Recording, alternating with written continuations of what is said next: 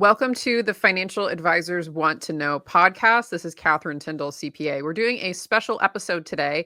As you might be aware, usually I have an expert guest on the show that talks about their specific area of expertise. And today's episode is special because the expert I'm inviting onto the show is myself.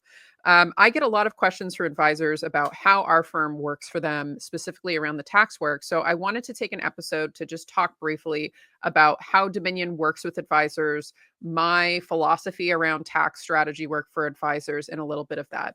So let's just dive right into it. A little bit about my background as a tax professional. So I've spent basically my whole career in tax world. I'm a CPA, so my specialty has been on the accounting side. And something I noticed when I was working at other firms is that a lot of the time it was the work that would happen for clients was really based on the end game of just getting the compliance work done. And for a lot of clients that don't have the opportunity to do a lot of planning, say your normal W-2 kind of employees, that makes sense, right? That's the primary need that they have. But I noticed over time that for a lot of the clients that I was seeing in these other firms, they had much more specific planning needs. And we would get into so many situations where I would go to do the tax return. I would see, oh, they should have done this way. It would have saved them 20 grand, 40 grand, whatever it was. Or, oh, did they even think about doing this retirement plan contribution? Or, oh, we should have changed how they did their compensation to themselves. And there were a lot of those kinds of moments. And I noticed that the core problem that was happening was that the way that the services were structured for the clients didn't align with the deepest needs of what the clients actually had.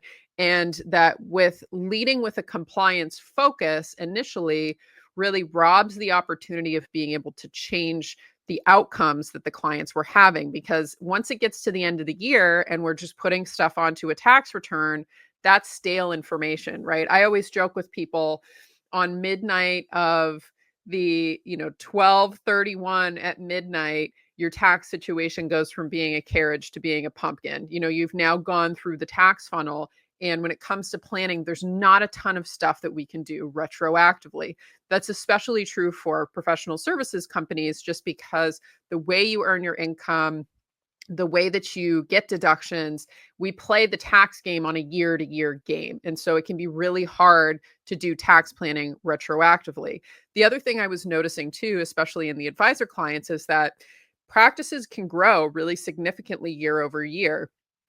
And just using what happened last year as a basis for how you're doing your estimated payments or your tax planning is not good enough, because you're experiencing so much change that just filing your estimated income tax payments with a protective estimate, that's 110% of last year, isn't representative of what you're actually doing. And I also found for a lot of these advisor practices, they're so dynamic and they have a lot of things going on that just making quarterly estimated payments and assuming that's the norm without discussing it often isn't the best way to serve them, just because that money gets lockboxed over at the IRS. So my emphasis when starting Dominion was we had a planning focus, and our focus was really changing around the service model so that we're leading with planning, and that the tax returns that get filed at the end of the year are really a premeditated result of the planning that we did during the year. Because I found for a lot of people running their businesses that the income tax liability is this boogeyman that's hiding under the bed. They don't know what that number is. They don't know what it's going to be. It just kind of creates low-level anxiety.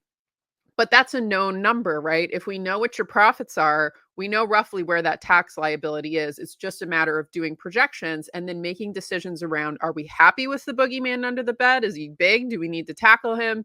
Or are we what are we going to make for changes in this situation? Or are we going to leave it and we're happy with it, depending on what we're trying to do in the business? So really, our process as a CPA firm is engineered almost like financial advisors rather than mimicking other CPA firms that I had worked for in the past.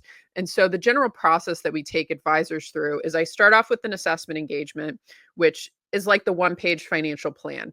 We take a look under the hood. We have a long conversation about your goals and what you're trying to drive the practice towards, because I'm always trying to optimize for the growth of the asset that's the firm, not running out of cash and not driving you crazy. And so I need to know our end game of where we're driving towards.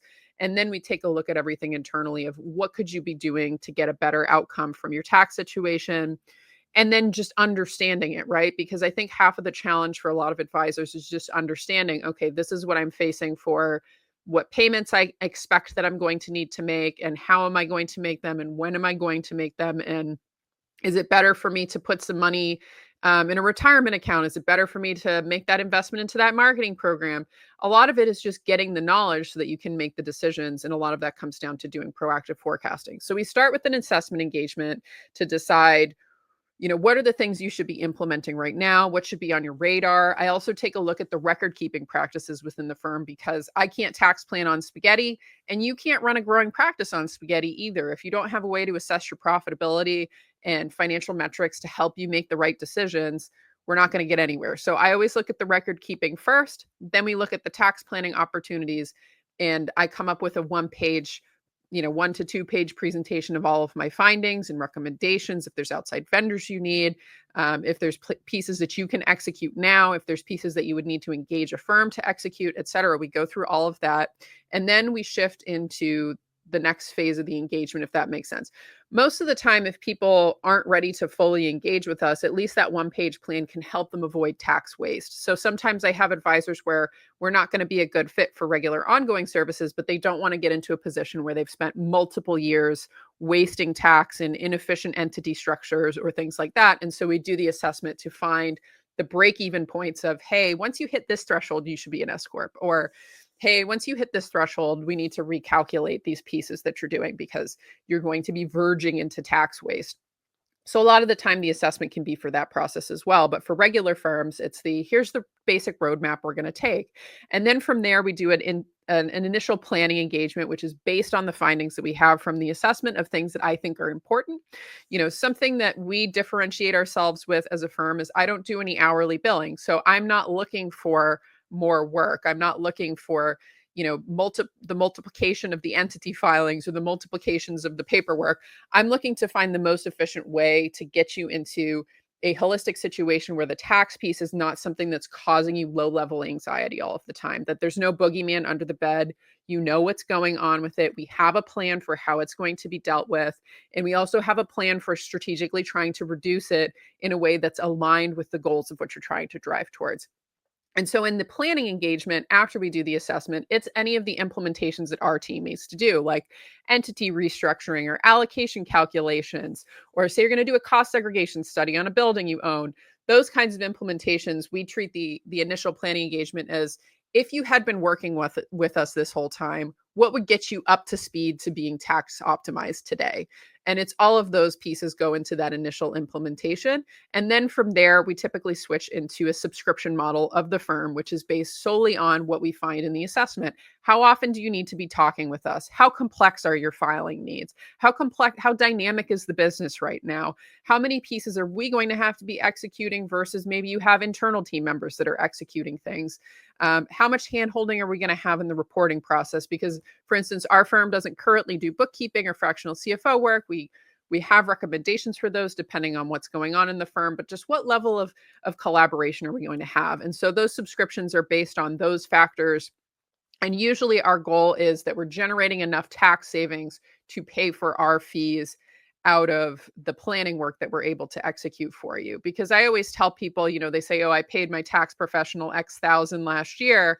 And it's like, well, actually, you pay them X thousand for them to do the paperwork, but you also paid them for tax waste that they didn't help you prevent. And not only do you pay them for the tax waste, but you pay them for the opportunity cost of that tax waste. So I have a good example here where I had a client in a couple of months ago where he had been paying his tax professional a couple $1,000s a year to do his returns. But when I went back and looked at it, there were a lot of big pieces that the tax professional had missed because they didn't specialize in advisors. They didn't understand statutory W-2. Bunch of pieces were going wrong. And so when I went and did the recalculations, this advisor had wasted over $100,000 in tax over the course of 3 years just because the tax professional wasn't really planning.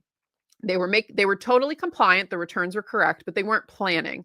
And so the advisor really paid that tax professional their fee, the $100,000 of tax waste, and what that $100,000 could have done in that advisor's business in terms of return generated, right?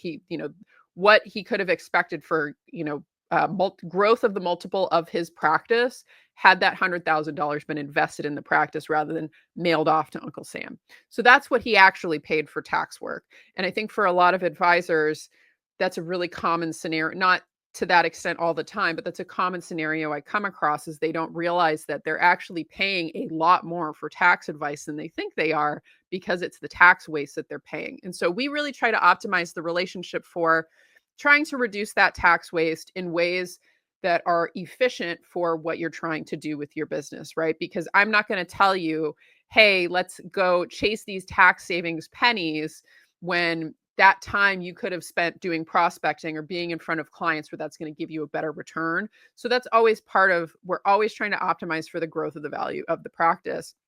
And we do that through, once we do those initial planning engagements, we have that monthly subscription to the firm, which is access to us to be able to have regular planning meetings and have these discussions around what you're trying to drive towards so that we can holistically align what we're recommending on the tax side so that it's really helping you optimize the growth of your practice. Sometimes the advice is pay the tax.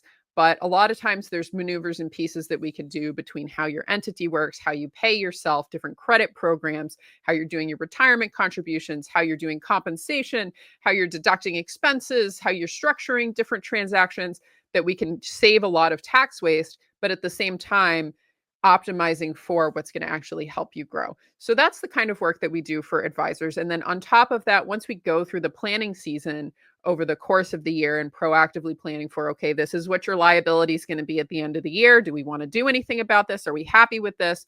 Do you want to do quarterly estimated payments? Do you want to just keep this money on the side and then we pay it in at the end of the year? How do we want to pay this? We figure out all of those pieces. And then once we get to the end of the year, the filing of the return is the scorecard of the game we played, rather than the first time you're figuring out what you owe for a tax liability, which is how a lot of tax professionals do it. And so the filings at the end of the year are much smoother because we've already prepared for it. You already know what the tax balance is going to be. And so there's not the stress of, okay, well, what kind of check am I going to cut? And am I going to have the funds for this, et cetera? We already know what we're walking into, and we've already planned for it, and we already have it, set aside and decided what we're going to do with it. So that's the way that our firm is structured. And our niche is specifically with financial advisors because I create teachings, we create tools, we have special programs that are going to be coming up. And so we like to really lean into you guys as a niche because you have really specialty issues with the way you earn your revenue, with the way that you deal with the different vendors and platforms that you work on, the regulations that you have to deal with, the compliance that you have to deal with, that the tax piece kind of has to integrate with all of that efficiently. And on top of that, you grow so dynamically. And the tax trainings and the teachings and the education and pieces that we do are all things that you can deploy in your own practice too. And so we really enjoy as a team being able to not only increase the value that you get out of your own tax planning, but then you're able to flow that into your team and into your client relationships as well. So that's the basics of what we do as a team. If you're interested in doing an assessment, please find me on, come visit my LinkedIn page, send me a DM. I'm happy to talk to you more about what that looks like. We usually start with a 15-minute intro call where I just get to know your practice, see if I'm even going to be helpful or useful for you, see if it's going to be a value add for you or not, or I can point you in the direction of other resources and things that we've built or other professionals that I think will be able to help you.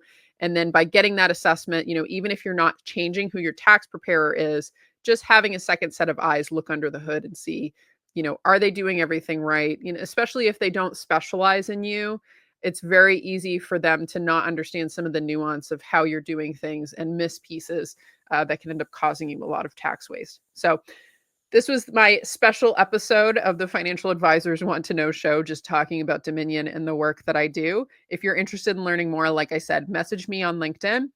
I'm happy to talk to you about that assessment. I also have a number of resources, guides, tools, webinars, etc. So once we start that conversation, I can send you over things that I think will be helpful for your particular situation, whether you're an RIA, independent broker dealer, if you're just a 1099, or even if you're a W-2 and you're looking to break out and start your own practice. We have resources for all of those different pieces. So thanks again for listening, interested in getting your feedback, and looking forward to having you join us on another episode of the Financial Advisors Want to Know podcast.